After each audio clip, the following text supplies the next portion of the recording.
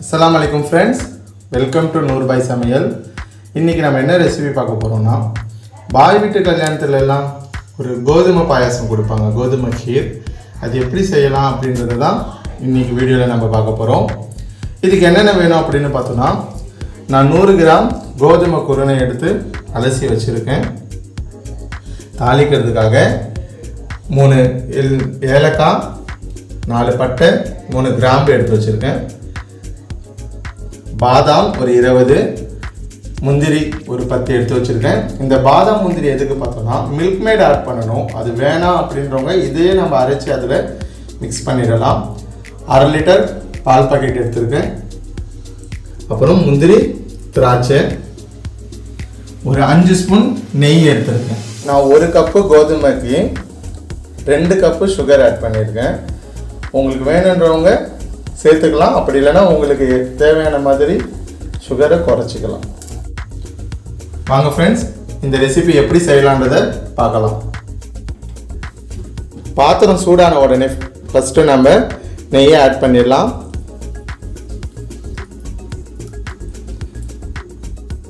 அடுப்பை லோ ஃப்ளேமுக்கு மாற்றிடுங்க. குறைச்சிட்டு முந்திரியை ஃபஸ்ட்டு முந்திரி திராட்சையை நம்ம பொரிச்சு எடுத்துக்கலாம்.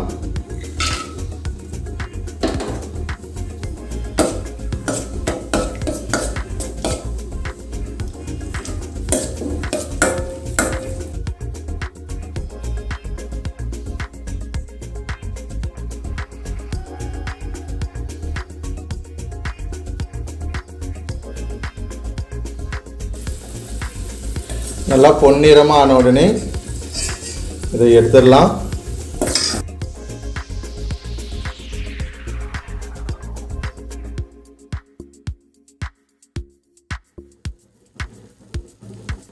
அடுத்து நம்ம தாளிக்க வச்சிருந்த ஏலக்காய், பட்டை ஆட் பண்ணிடலாம். அடுப்பு ஸ்லோவாகவே இருக்கட்டும். அது பொரிஞ்ச உடனே நம்ம வச்சிருக்கக்கூடிய இந்த கோதுமை குருணையை நெய்யில் ஆட் பண்ணிடலாம்.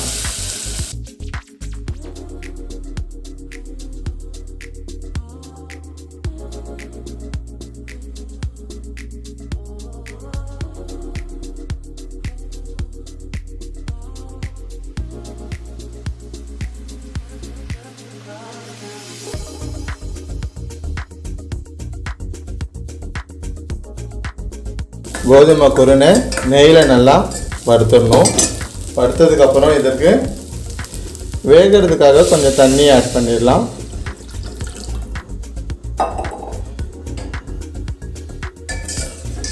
வேகிறதுக்காக தண்ணி ஆட் பண்ணிவிட்டு அடுப்பை ஃபாஸ்ட்டாக வச்சிடலாம்.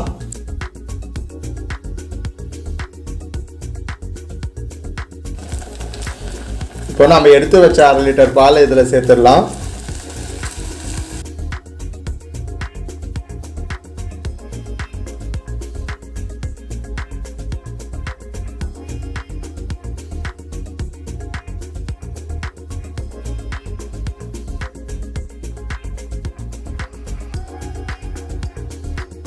நம்ம இதில் டேஸ்ட்டுக்கு மில்க் மேட் ஆட் பண்ணலாம்.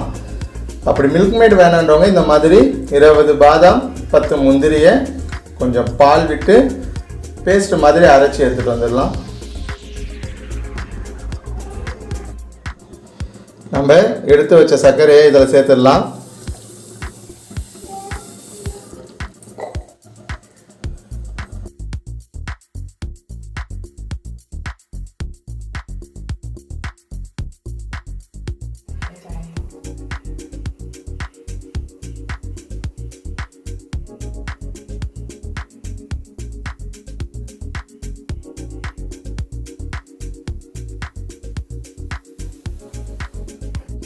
அரைச்சி வச்ச பாதாம் முந்திரி பேஸ்ட்டை இதில் சேர்த்துடலாம்.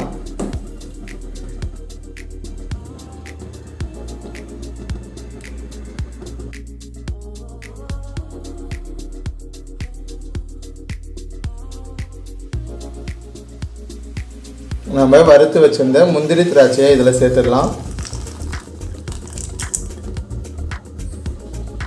உங்களுக்கு வேணும்னா நீங்கள் நெய்யை கம்மி பண்ணிக்கலாம். நான் 5 ஸ்பூன் எடுத்துருந்தேன். உங்களுக்கு வேணால் நீங்கள் 2-3 ஸ்பூன் கூட எடுத்துக்கலாம். எந்த அளவுக்கு நெய் சேர்க்குறோமோ அந்த அளவுக்கு இது டேஸ்ட்டாக இருக்கும். இப்போ ஸ்டவ்வை ஆஃப் பண்ணிடலாம்.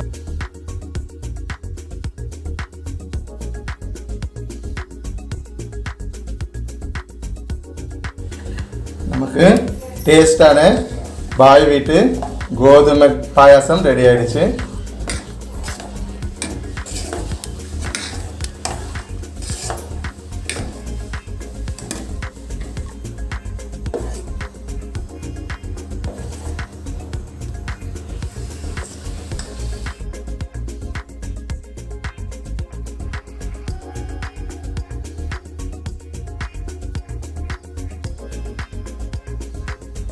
டேஸ்டான பாய் வீட்டு கல்யாண கோதுமை பாயாசம் எப்படி செய்யணும் அப்படின்றத இந்த வீடியோவில் பார்த்தோம். இந்த வீடியோ உங்களுக்கு பிடிச்சிருந்தா லைக் பண்ணுங்க, உங்கள் ஃப்ரெண்ட்ஸ்க்கு ஷேர் பண்ணுங்க. இந்த டிஷ்ஷை ட்ரை பண்ணி பார்த்துட்டு மறக்காம கமெண்ட்ஸ் பண்ணுங்க.